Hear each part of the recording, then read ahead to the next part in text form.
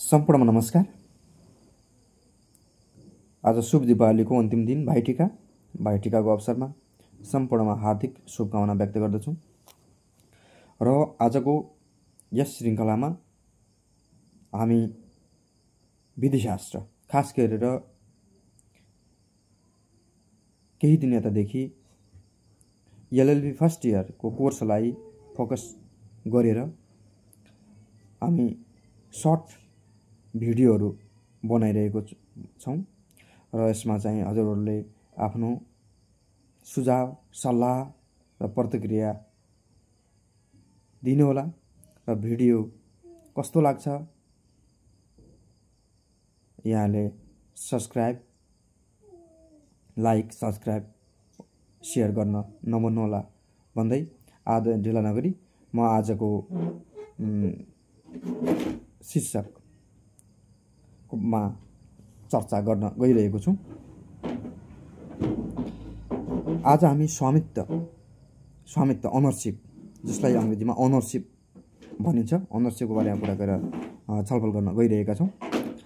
स्वामित्व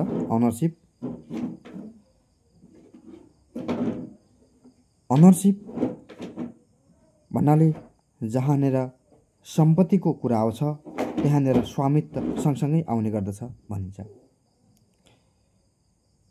जहाँनेर सम्पत्तिको कुरा आउँछ त्यहाँनेर स्वामित्व सँगसँगै आउने गर्दछ। जहाँ सम्पत्ति हुन्छ त्यहाँ स्वामित्व हुन्छ भन्ने हो। स्वामित्व र सम्पत्ति सँगसँगै आउँछ।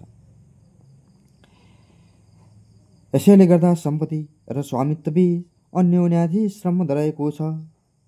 स्वामित्व भनेको कुनै पनि वस्तु वा सम्पत्तिमाथि कुनै व्यक्ति वा व्यक्तिहरूको पूरा र निरपेक्ष अधिकार हो। स्वामित्व भनेको कुनै वस्तु वा सम्पत्तिमाथि कुनै व्यक्ति वा व्यक्तिहरूको पूरा र निरपेक्ष अधिकार हो। कुनै निश्चित वस्तु वा सम्पत्तिलाई नियन्त्रण तथा कब्जामा रहने अवस्था नै स्वामित्व हो। कुनै पनि निश्चित वस्तु वा सम्पत्तिलाई नियन्त्रण तथा कब्जामा रहने अवस्था नै स्वामित्व हो। स्वामित्व भन्नाले के बुझ्यो भने कुनै पनि वस्तुलाई आफ्नो नियन्त्रणमा रहनु, कुनै पनि वस्तुलाई चाहिँ सम्पत्ति होस् वस्तु होस् आफ्नो नियन्त्रणमा लिनु भनेको स्वामित्व हो। ओनरशिप स्वामित्व नियन्त्रणमा। जस्तै यो घर बसिरहेछौँ हाम्रो सम्पत्ति होइन, स्वामित्व हो, यो ओनरशिप भनिन्छ। यो निरपेक्ष अथवा पूरा र निरपेक्ष अधिकार हो। व्यक्तिको यसमा चाहिँ पूरा र निरपेक्ष अधिकार हुन्छ स्वामित्व भनेको। अस्टिनका अनुसार स्वामित्व निश्चित वस्तुमाथिको अधिकार हो जो उपभोग वा प्रयोग गर्ने व्यक्तिको लागि अनिश्चितता आदान प्रदानको लागि निर्बाध एवं अवधि दृष्टिकोणले असीमित हुन्छ। स्वामित्व कुनै निश्चित वस्तुमाथिको अधिकार हो जो उपभोग प्रयोग गर्ने व्यक्तिका लागि अनिश्चितता आदान प्रदानका लागि निर्बाध अवधिको दृष्टिकोणले असीमितता हुन्छ। भनेको के भने के भन्नुभयो अस्टिनले भने स्वामित्व भनेको कुनै निश्चित वस्तुमाथिको अधिकार हो जसको उपयोग गर्न उपभोग गर्न र प्रयोग गर्ने व्यक्तिको लागि चाहिँ अनिश्चितता हुन्छ, आदान प्रदानको लागि निर्बाध हुन्छ र अवधि कहिलेसम्मको लागि भनेको त अनिश्चितता हुन्छ। त्यो भनेको के हो त स्वामित्व। होल्यान्डका अनुसार होल्यान्डले भन्नुहुन्छ स्वामित्व कुनै वस्तुमाथिको पूर्ण नियन्त्रण हो। कुनै पनि वस्तुमाथिको पूर्ण नियन्त्रण, full control over some object property, that is called what ownership. होल्यान्डले भन्नुहुन्छ स्वामित्व भन्नाले कुनै वस्तुमाथिको पूर्ण नियन्त्रण हो, पुरा नियन्त्रण, कम्प्लिट कन्ट्रोल है भनेर चाहिँ होल्यान्ड। सालमन भन्नुहुन्छ, सालमनका अनुसार स्वामित्व भनेको व्यक्ति र व्यक्ति बीच कायम हुन आएको सम्बन्ध हो। स्वामित्व भनेको व्यक्ति स्वामित्व भनेको कुनै वस्तु व्यक्ति र वस्तु बीचको सम्बन्ध हो। वस्तु र व्यक्ति बीचको सम्बन्ध भनेको स्वामित्व हो भनेर चाहिँ भन्नुभएको छ। कोले? सालमनले। व्यक्ति र वस्तु बीचको सम्बन्ध सालमनले भन्नुभयो है।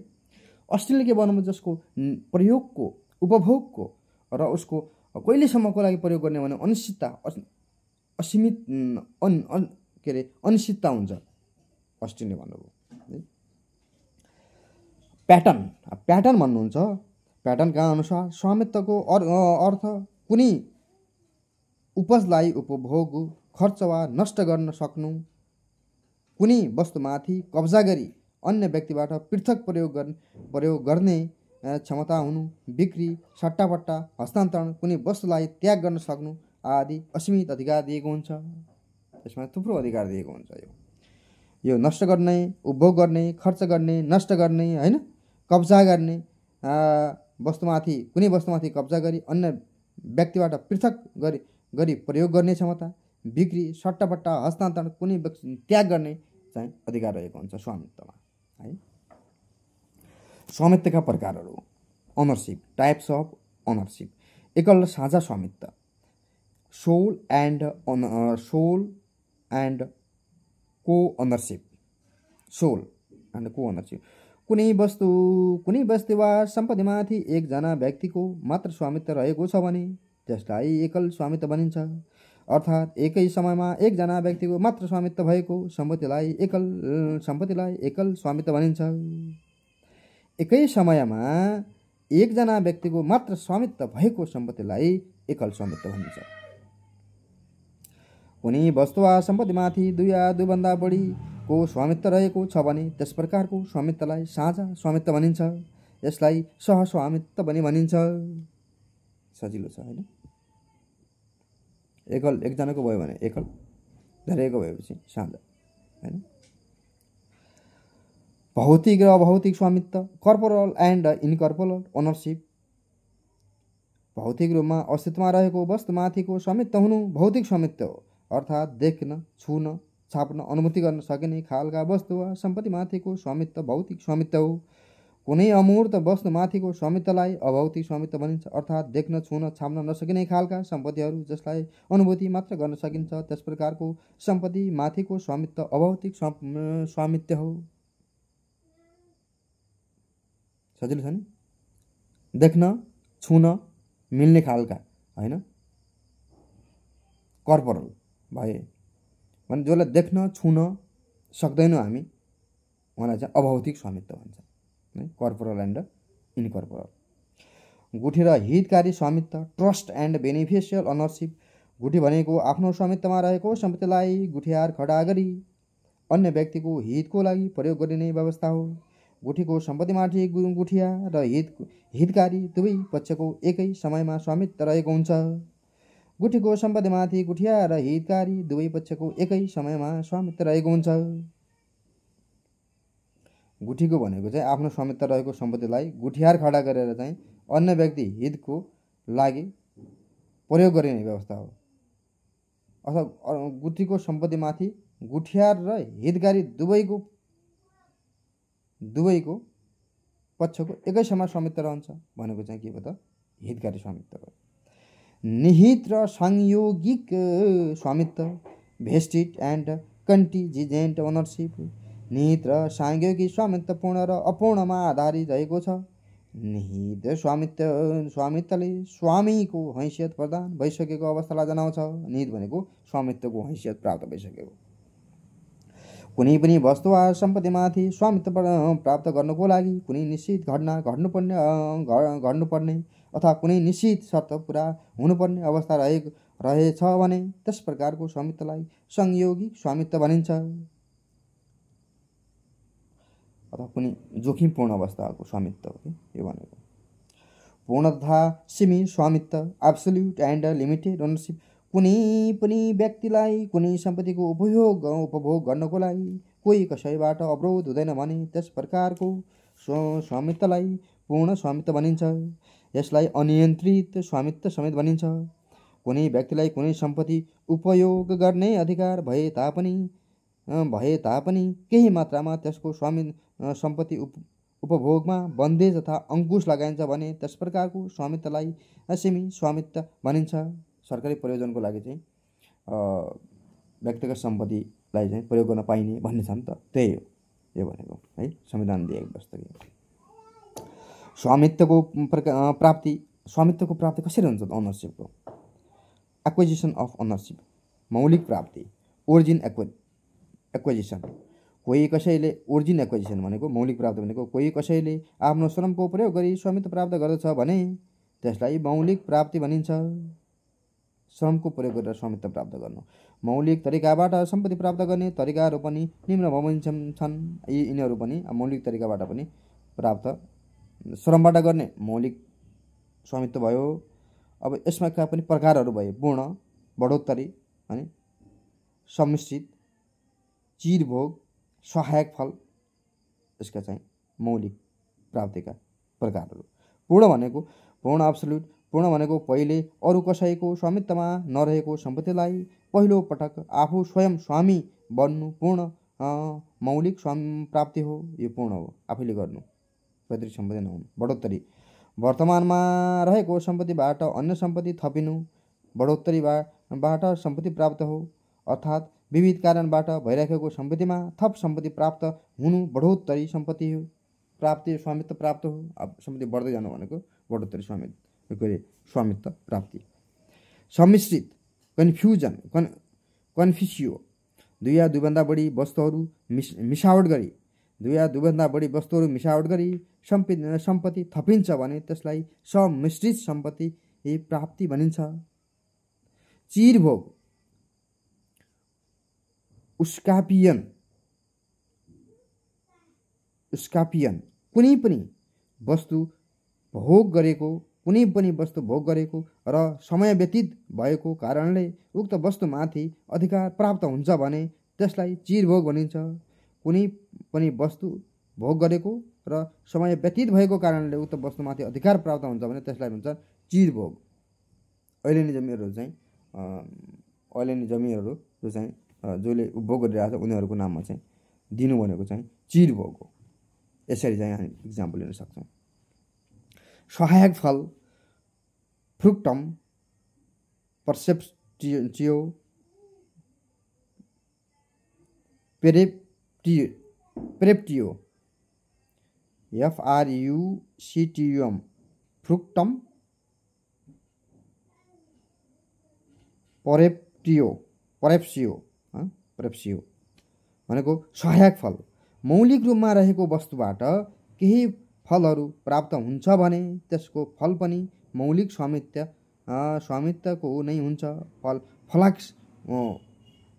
सहायक फल भनेको मौलिक रूपमा रहेको वस्तुबाट केही फलहरू प्राप्त हुन्छ भने त्यो फल पनि मौलिक स्वामित्व अन्तर्गत हुन्छ। यसैले जो प्रोपर्टी छ यसैले कमाएको थप, यसले चाहिँ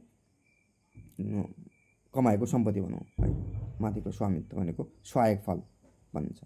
अनि प्रत्यायोजित प्राप्ति, मौलिक प्राप्ति अन्तर्गत पूर्ण भयो, बढोत्तरी भयो, सम्मिश्रित भयो, चिरभोग, सहायक फल रह्यो भने प्रत्यायोजित प्राप्तिमा चाहिँ डेभिएटिभ एक्विजिसन, पहिलेको स्वामीबाट केही निश्चित प्रक्रिया अवलम्बन गरी सम्पत्ति प्राप्त गर्नु प्रत्यायोजित प्राप्ति हो। जस्तै दान, बकस हैन, अंश बढ्न, बिक्री, यी भनेको चाहिँ प्रत्यायोजित प्राप्ति हुन् है, कसैबाट प्राप्त हुने एक्कासी हैन। स्वामित्वको निरन्तरता, एक्विजिसन अफ ओनरसिप, निरन्तरता कसरी हुन्छ? वस्तुमाथि स्वामित्व प्राप्त भइसके पश्चात स्वामित्व अन्त नहुँदासम्मको समयलाई स्वामित्वको निरन्तरता भनिन्छ। प्राप्त भइसकेर अन्त नहुँदासम्मको चाहिँ प्राप्ति भनेको स्वामित्वको निरन्तरता भयो। अर्थात् कानुन बमोजिम स्वामित्वको अस्तित्व रहनु स्वामित्वको निरन्तरता हो। सामान्यतया स्वामित्व स्थापित हुनको लागि भोगको निरन्तरता हुनु जरुरी छ। उपभोगमा हुनु पर्यो, उपभोगमा नभएपछि त भएन हैन, उपभोग गर्नु छोडेपछि भएन, उपभोगमा भइरहनु पर्यो। यसको स्वामित्वको निरन्तरताको लागि चाहिँ प्रयोग गरिराख्नु पर्यो। स्वामित्वको समाप्ति, टर्मिनेसन अफ ओनरसिप, स्वामीले आफूसँग निहित स्वामित्वलाई अन्य कसैमा हस्तान्तरण गर्दछ भने त्यसो स्वामीको समाप्ति भनिन्छ। कसैमा चाहिँ अर्कालाई दिनु कि हस्तान्तरण गरिसक्यो भने चाहिँ त्यसको चाहिँ स्वामित्वको चाहिँ समाप्ति भएको मानिन्छ। निहित स्वामित्व र संयोगी स्वामित्व बीचको फरक के छ त? निहित स्वामित्व कुनै पनि चीज वस्तुमा स्वामीको स्वामित्व प्राप्त भइसकेको अवस्था निहित स्वामित्व भने संयोगिक स्वामित्व भनेको कुनै निश्चित अवस्था पूरा मात्र स्वामित्व प्राप्त हुने अवस्था संयोगिक स्वामित्व। यति वर्ष क्रस भएपछि प्राप्त हुने हो भन्ने चाहिँ संयोगिक यो के भयो त स्वामित्व रह्यो। यसमा कुनै निहितमा चाहिँ कुनै पनि प्रकारको शर्त हुँदैन। निहितमा कुनै पनि प्रकारको शर्त हुँदैन भने यसमा चाहिँ संयोगिकमा शर्त हुन्छ। यो तत्कालै प्राप्त हुने अधिकार हो निहित भने, यो तत्काल प्राप्त नहुने अधिकार हो। अनि निहित भनेको निरपेक्ष स्वामित्व हो। यो चाहिँ सांयोगिक भनेको चाहिँ यो अपूर्ण स्वामित्व हो। यो चाहिँ सापेक्ष स्वामित्व हो, अपूर्ण हो, सापेक्ष हो हैन। रामले हरिलाई बिना शर्त आफ्नो सम्पत्ति हस्तान्तरण गरिदिन्छ भने र भिडियो धेरै लामो भएकोले गर्दाखेरि अर्को श्रृङ्खलामा हामी यसको थप बारेमा चर्चा गर्नेछौँ। धन्यवाद, नमस्कार। भिडियोलाई कस्तो लाग्यो सुझाव दिन नभल्नुहोला।